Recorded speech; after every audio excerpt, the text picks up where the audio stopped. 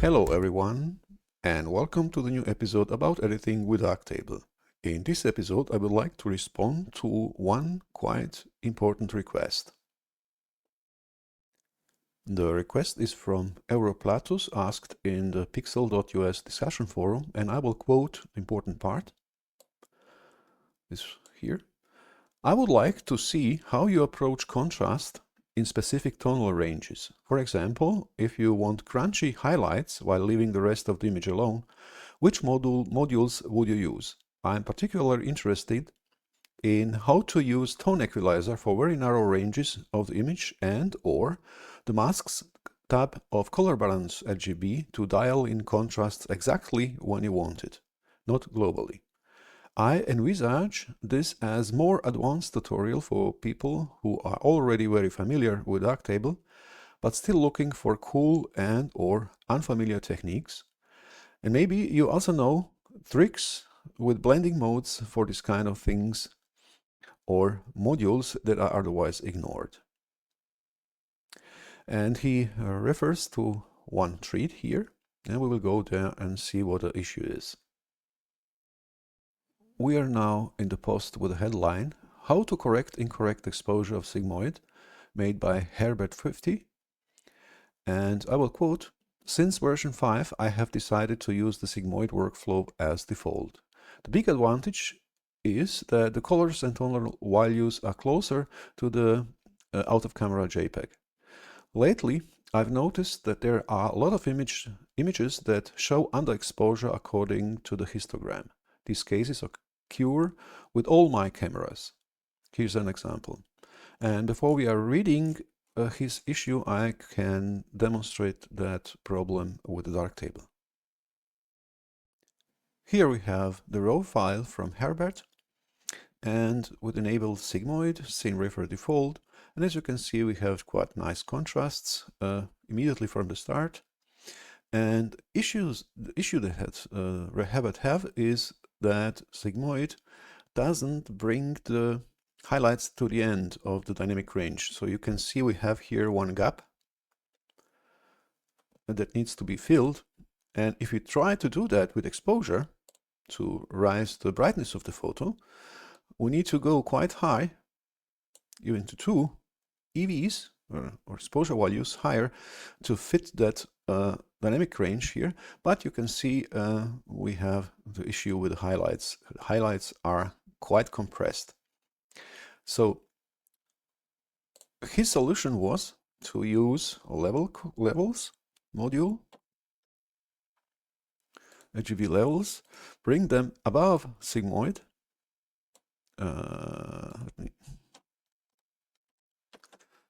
Let me enable it first, and we need to go above sigmoid and adjust that white point with levels, something like that. Maybe also move the midtones and so on. So he has that kind of solution, but that is solution that is in so-called display referred area after sigmoid, and he asks, is there any possibility to do the same before sigmoid? Is there any solution for that? And to be able to answer this question, we need to know how sigmoid works. So let me show you what sigmoid does. What we see here is a nice linear gradient provided by Istvan Kovacs who in one of his posts in the same forum, and I will borrow this gradient for this demonstration. And as you can see, we have now the whole dynamic range divided into small steps from the blacks to the poor whites linearly. You can recognize that quite nicely here in the waveform. And we will see now what happens when we enable sigmoid in his scene refer default. That looks like that. And now what sigmoid does here, he adds a nice contrast score immediately, so that your raw file have from the start some kind of contrast. And this kind of contrast is practically mimicking the contrast that you would have with analog film, similar to what the filmic also does. But the issue is you don't use the whole dynamic range. As you can see, one step less because of that compression of the highlights. So you have a little bit compression in the shadows and in the highlights. And if you want to improve that, let's say you want to add some exposure or to brighten the photo so that you get that to the edge of the dynamic range, look what happens.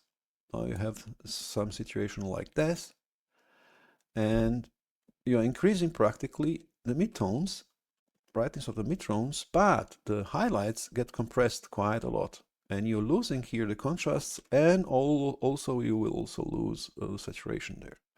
That is by design so. So what can be done to improve that? There's a lot of options that you can have in Sigmoid itself. You can adjust that contrast a little bit better. So you can go back with overall contrast and add some skew and so on. But what I would like to suggest to use as a start point, if you're not sure how to deal with the contrasts, and especially with those spatial things from this curve, I will suggest to use sigmoid only as a tone mapper. You can set up without any additional contrast. You can use one nice preset that's called neutral gray, and you will have that linearity from the beginning. You will have only just a little bit compression in the highlights. You can also improve that even more with skew, and now you will almost have the same situation as without sigmoid, without any contrasts, but sigmoid can be used now just to protect the edges of the dynamic range. And I would like to suggest to start with this kind of preset. So let's start with neutral gray, leave that screw at the moment as it is, and move the hue preservation to the 0, and also in the base primaries change the color space from working profile to sRGB. And now you have set up the sigmoid to protect the gamut of your files to the gamut, or to fit that gamut of your file to the gamut of sRGB color space, which is the color space for our screen. And now we will use this kind of preset. I have already made it as a neutral gray sRGB. And we will use that and talk about the contrasts in the raw file. We're now back in the raw file from Herbert. And what we will do now, we will disable sigmoid so that we don't have any additional contrast at all, so that we can see practically the raw file as it is without any additional contrasts, just by enabling the white balancing. So this is how the raw file looks like without any additional adjustments. And what you immediately can see is that this scene is made by direct sunlight. And direct sunlight gives you immediately a harsh or high contrast. You can recognize that in this area, especially in this area here or there, that you have quite a high contrasts there already without touching anything. So that means we don't need to add any contrast in this area. That is also here the case, as you can see in this area here. Let me show you this area here. if we add some contrast there, we will crush that darker areas to the blacks. That is exactly what the internal JPEG does. We compare that a little bit. We can see that it's internal JPEG, and we completely losing any details here in that area. You see that? And also here, it's super dark. Why is that? Because the camera applies internal contrast curve immediately and doesn't care what kind of scene you have. And so that is the first mistake that I will say that people does, is to compare your raw file direct with that out of the camera JPEG. What you need to do is to analyze your photo first and think about what needs to be done to adjust the contrast appropriately. And now we will now enable sigmoid, and that preset that I've mentioned before, neutral gray, sRGB. As you can see, we didn't change anything. If I enable just a tiny bit of change, you will see here in the highlights. And now we can start from sketch to adjust that contrast. And first thing that I would like to do is to just enable clipping indicator so that we are sure that we don't clipping anywhere when we're doing our contrast adjustment. And think about what needs to be done. So as I have said, we don't need the contrast in shadows. We have already enough of that contrast there. What we need to do is to add the contrast in those area here where we have the main subject, main motive. So we need the contrast a little bit there, and maybe also just a tiny bit here. But our main motive is that that area here. So, as you can see, we have enough room in our dynamic range here. We have 2 steps almost for adding contrast in that mid-gray and highlights area. So what we can do, you can immediately use tone equalizer for that. And tone equalizer gives you the opportunity to use it as a simple tone curve. You have that preset here, simple tone curve. The only thing what you need to do to adjust mask exposure compensation so that the whole range fits in this area here with 8 points, 8 nodes that you can use for adjustments. And what we need to do, we can also go just in the canvas and you can see that line, and what we need to do to see where we need a contrast. Here we need a contrast. So that's practically the area that we need for contrast. As you can see, if I move that cursor here, that is the area that needs adjustment. Okay, so let's do that. Quite simple. So we are increasing the contrast in the highlights, maybe something like that, and we don't need to touch anything in the shadows. As you can see, we have enough contrast there. Maybe make it something like that. And we are practically done. That's all that needs to be done here. What you now can do, if you want to fit that dynamic range, you have turn on your indicator. You can go to sigmoid and maybe increase just a little bit the screw up to the 1, and you are tight on the edge of your dynamic range. If we disable this sigmoid, you will see we are clipping here and we don't have that much change. As you can see, we have here some cyanish thing, and that is the problem with clipping. You don't need to have, or in this area needs to be blue like other areas too. And you have enough contrast there. And what you can do now is just to add a bit saturation. And you're practically done.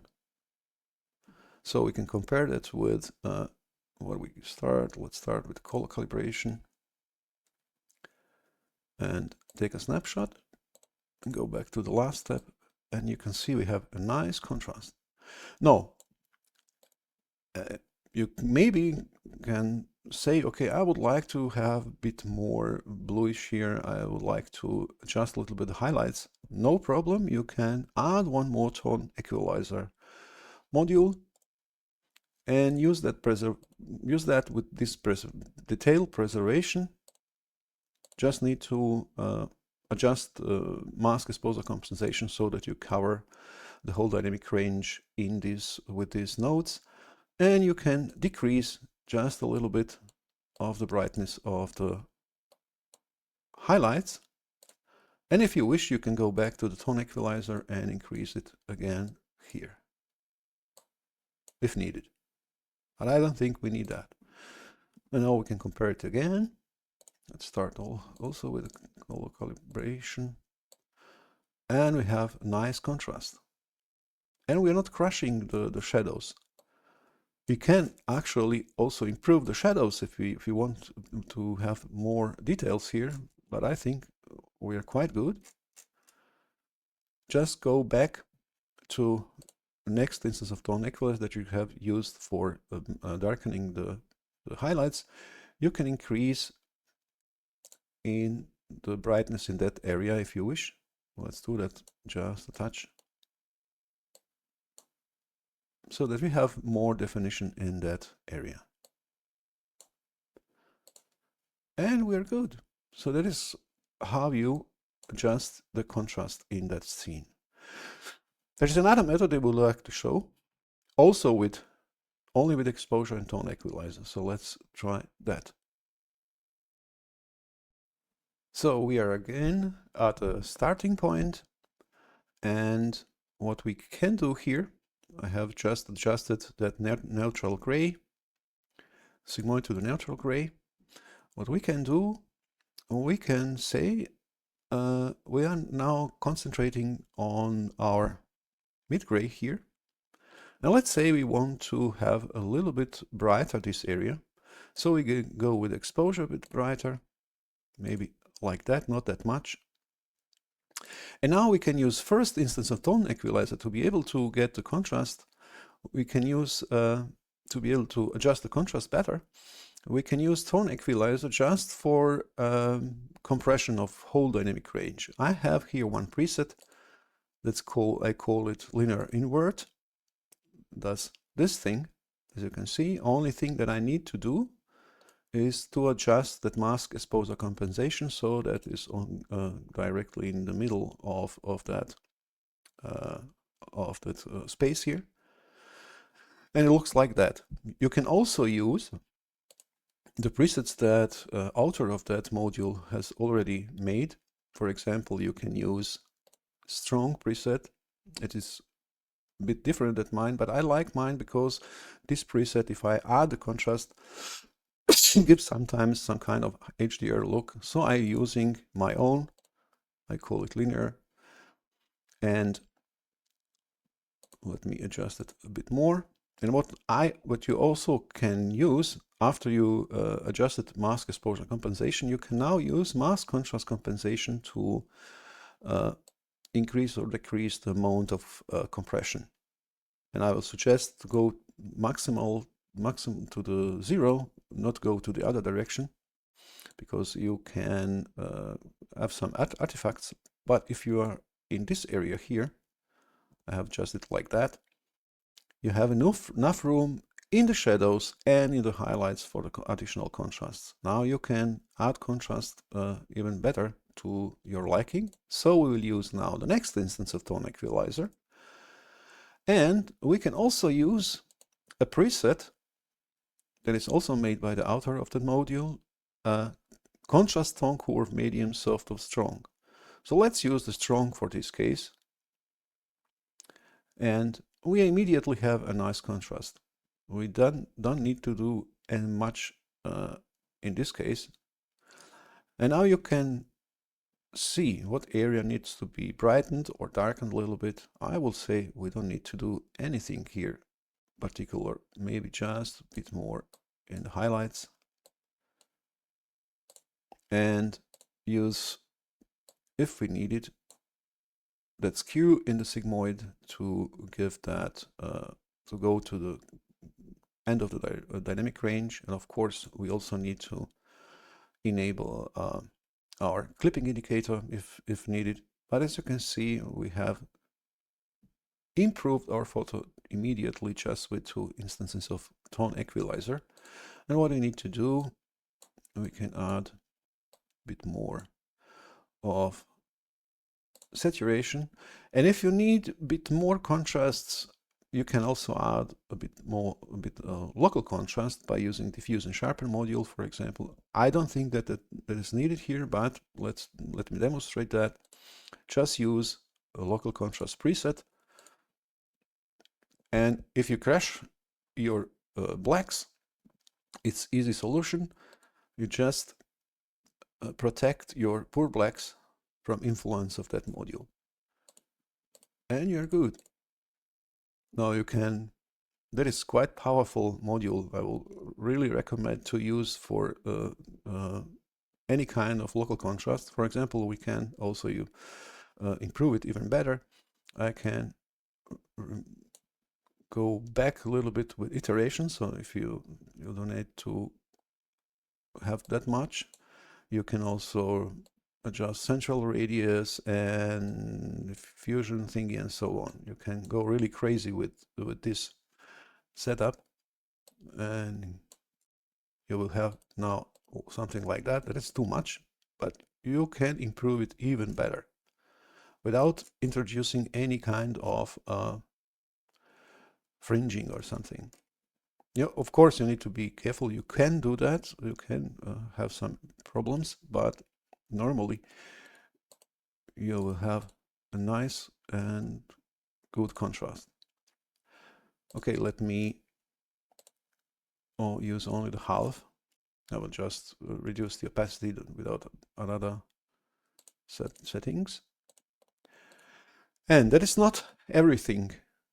We have now nice contrast, but we have different kinds of contrasts.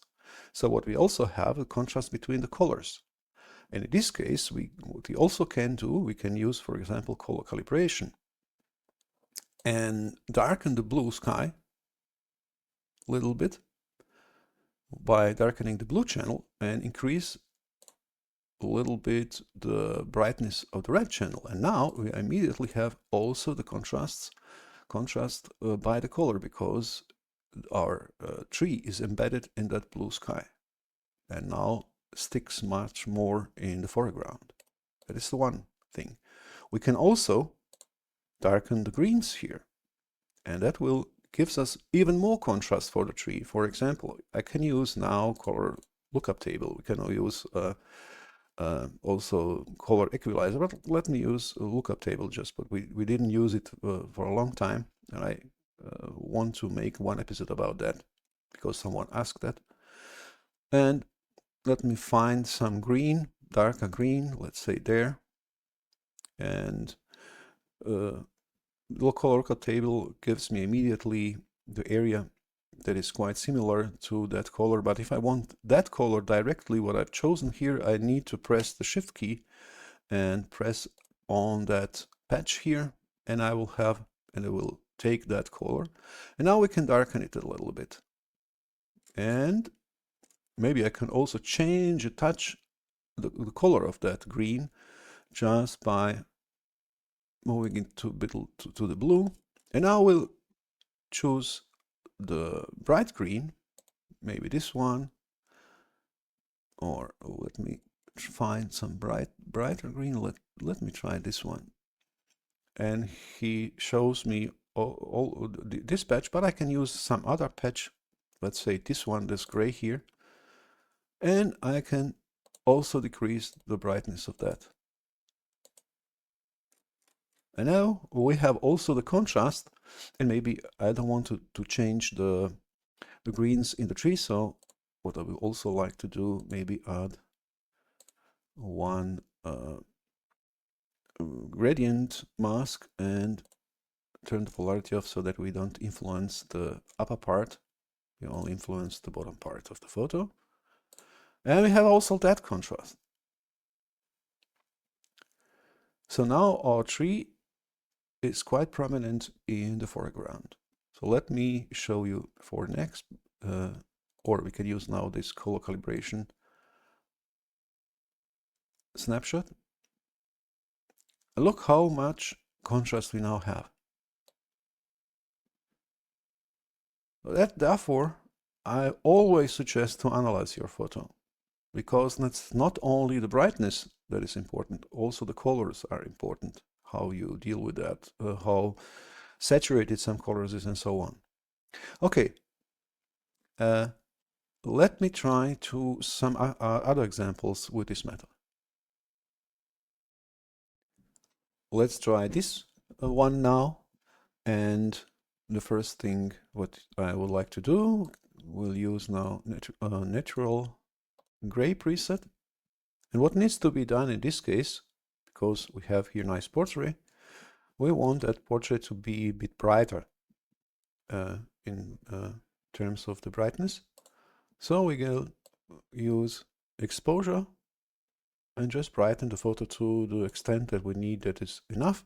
Let's say about there. And now we can use tone equalizer for instance with this compression. Just adjust the mask exposure compensation. And now we can use next instance of tone equalizer and use whatever strong curve. And we immediately have that nice contrast. I will also like to adjust that exposure compensation just to fit nicely in the whole dynamic range. And we can now improve the contrast even better because we have now that starting position. What needs to be done? We need a bit more darker area here with his t-shirts. And maybe improve just a bit more in the highlights, not that much, maybe something like that. And you can play a little bit with those values here. And we are good. We need to add a bit more saturation. And if you want to have that black point, you can also use forward stamp global offset and try to darken it. We don't need to that much, just. And now we have a little bit more room in the highlights if needed. In this case, I don't think it's needed, but let me do that anyway. You can go with skew and increase that until the end of the dynamic range. And we are good here. As in example before, we can also use some local contrast. And of course, we need to protect the blacks so that we don't clipping, and we are good. So let's compare before and after. We are starting here with orientation. As you can see, we are immediately clipping here without any adjustments, and take a snapshot and go back. And now you see we don't have that much contrast here, but we don't need them.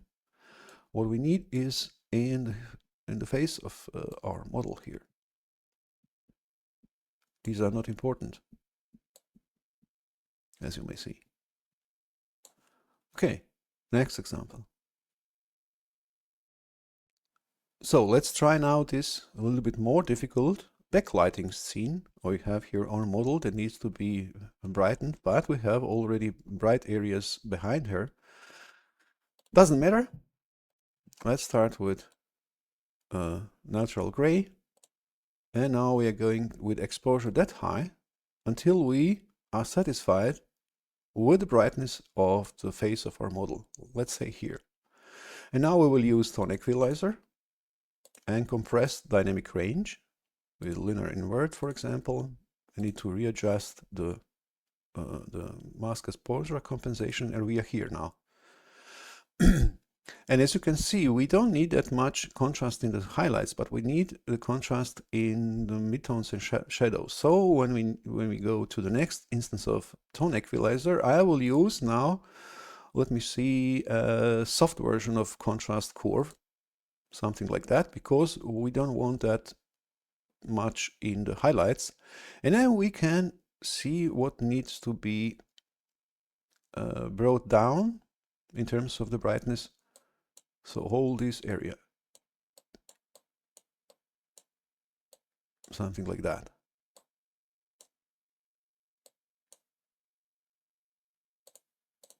And as you can see, okay, now it could be that we are quite tight in highlights, no problem at all, because you can now use one more instance of tone equalizer, adjust the mask exposure compensation, and just bring back those highest highlights.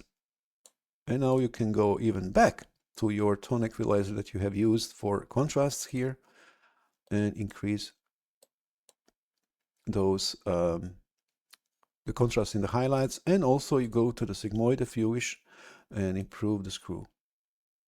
But I don't think it's needed here. And similar to the last example, we can also improve the contrast, or let me first add some saturation. We can also, in this case, improve a little bit the contrast by using the contrast of the colors. So we can also use color calibration and darken the blue channel, something like that, and maybe increase just a touch of the red channel. And we are good in terms of the contrast. Now what you can do, you can add diffuse and sharpen local contrast and play with the local contrast even more if you wish.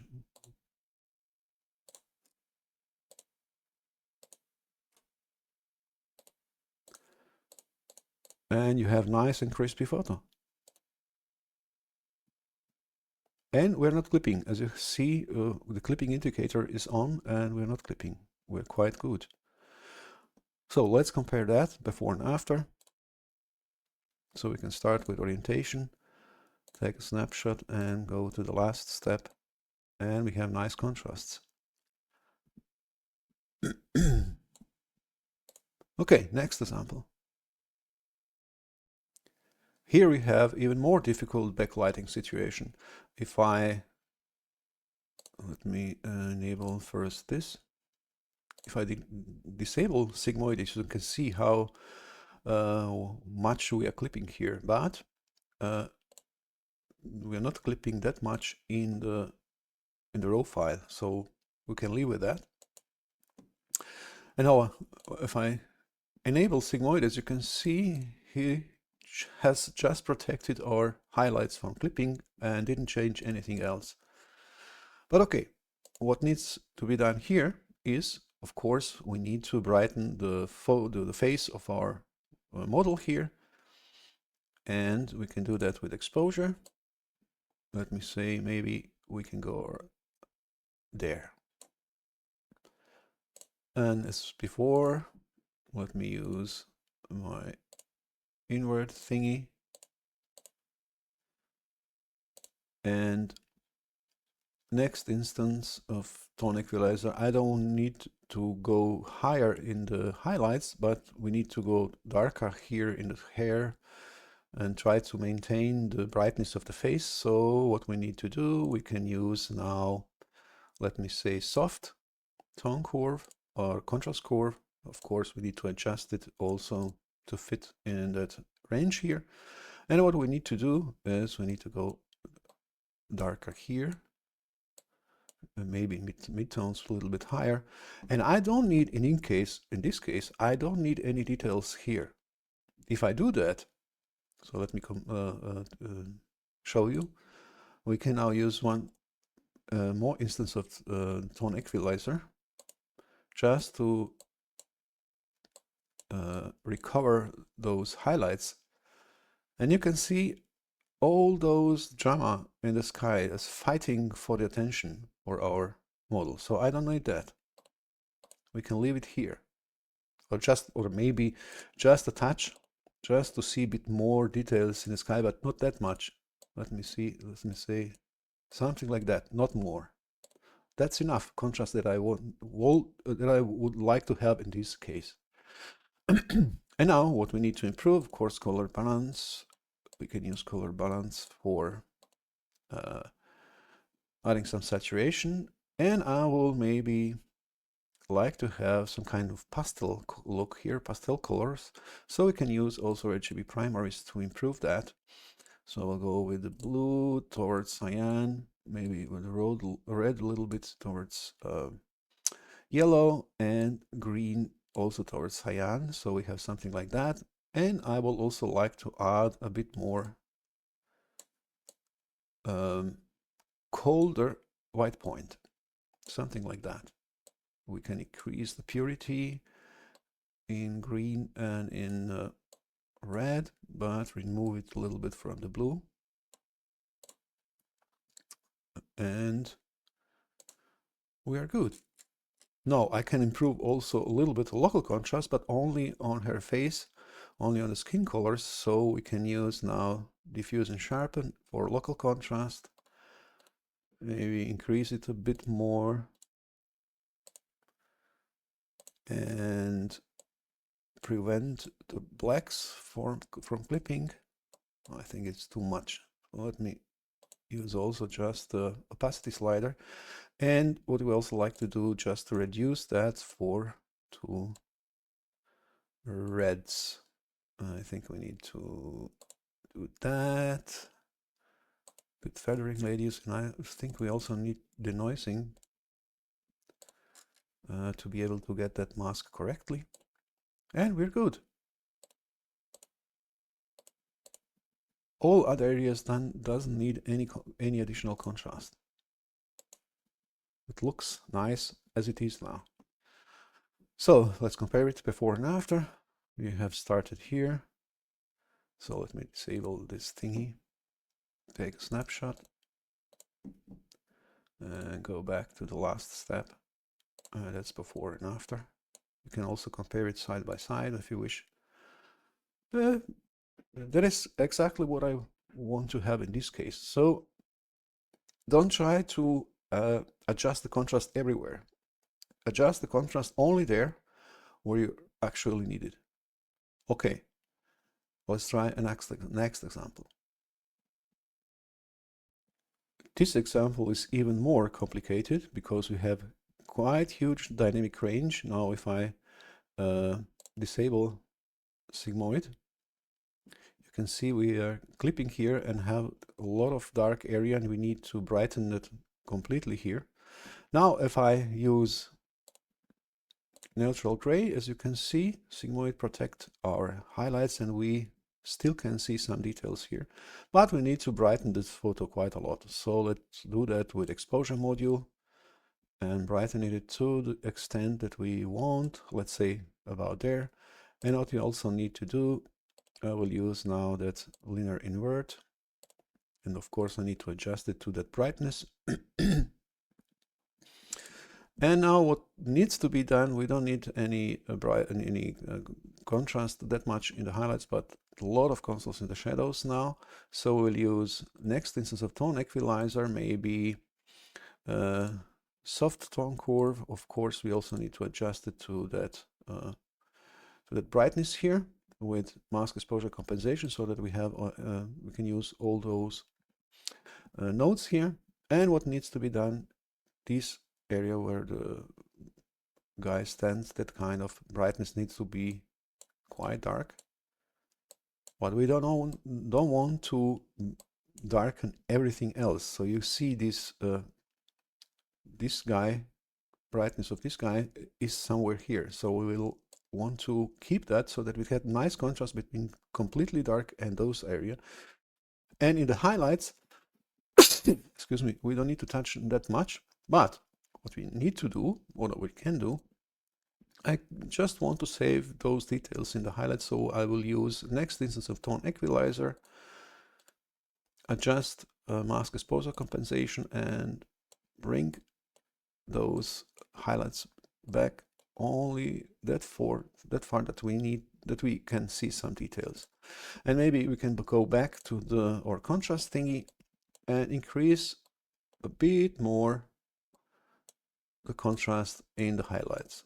And also we can use sigmoid thingy to add the skew, and as you can see now, we see everything here, every detail. And what now can be improved is we can use diffuse and sharpen and add some contrast. So let me try that. Local contrast. We can play a little bit with values here. I need to protect the shadows.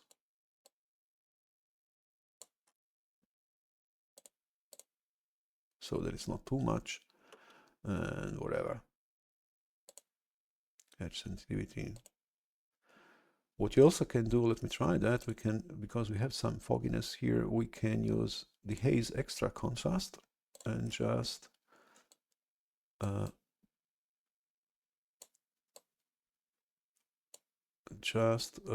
protect the shadows, something like that. Maybe not that much, a bit less. And of course, what you also need to do, we have a lot of noise, so we need to deal with that.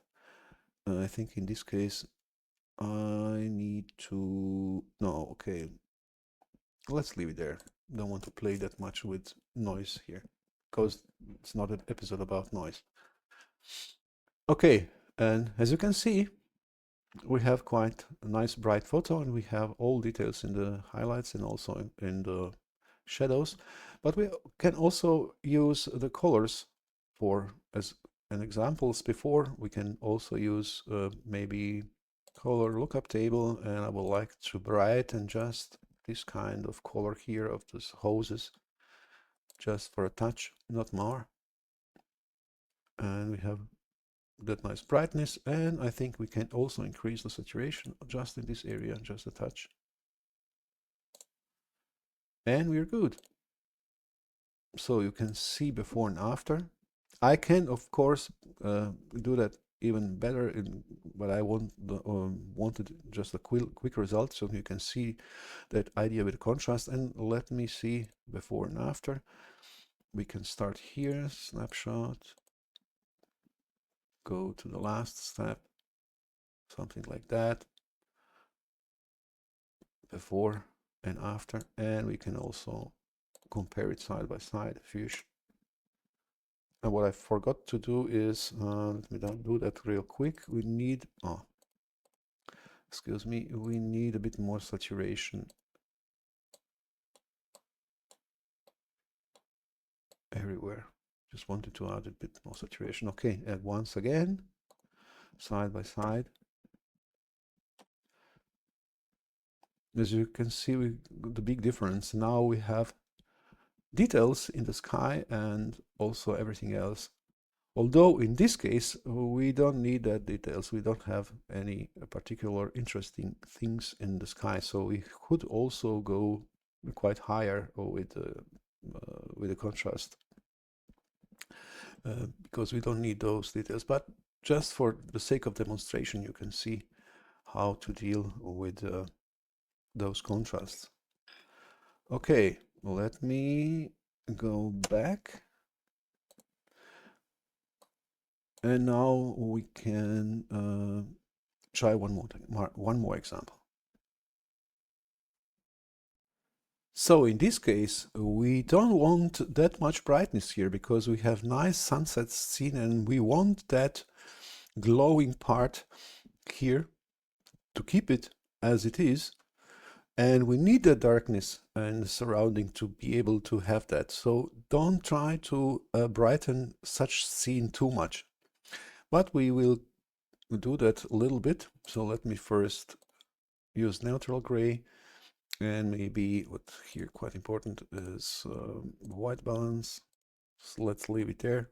Now I will go just a touch with exposure, maybe that much, and also use the linear thingy, and we need to adjust it to that kind of brightness. And now we can use tone equalizer. Next instance, just, I don't know, medium maybe. I need also to adjust it to that brightness. And as you can see, we have a bit room, but what I need here is, I need a darkness here. So I can go with the blacks, quite low because we see those stones quite clearly, but we don't need that much brightness there. And maybe also here in the midtones, and just increase the touch of this area. You see, maybe something like that. So let me increase also the saturation, just to be able to see that. And what I also need in this case, I need that color contrast between the blue and the rest.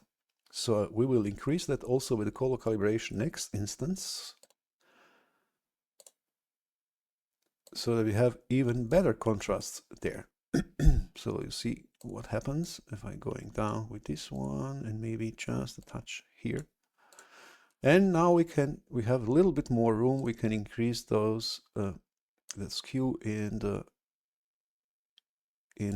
sigmoid without clipping, and we have now a nice sunset.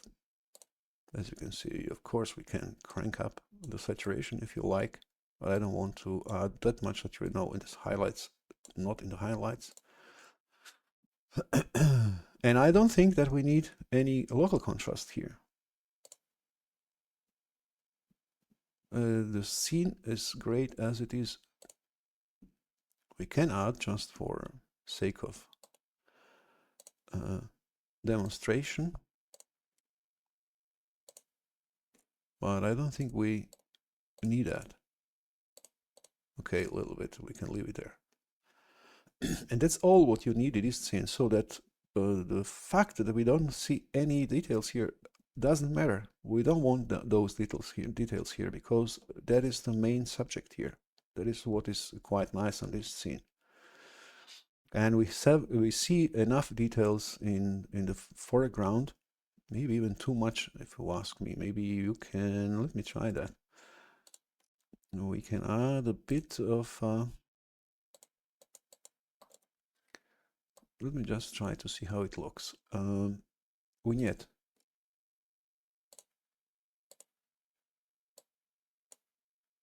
Yeah, I would say even that is better. And now we have a nice glowing area here. It's really, really great. Okay, I think we have enough now. Examples how you can add the contrast, or how to deal with that. If you have any questions, feel free to ask in the comment section, or go to the pixel.us discussion forum and ask your questions there. So thank you for watching, and until the next time.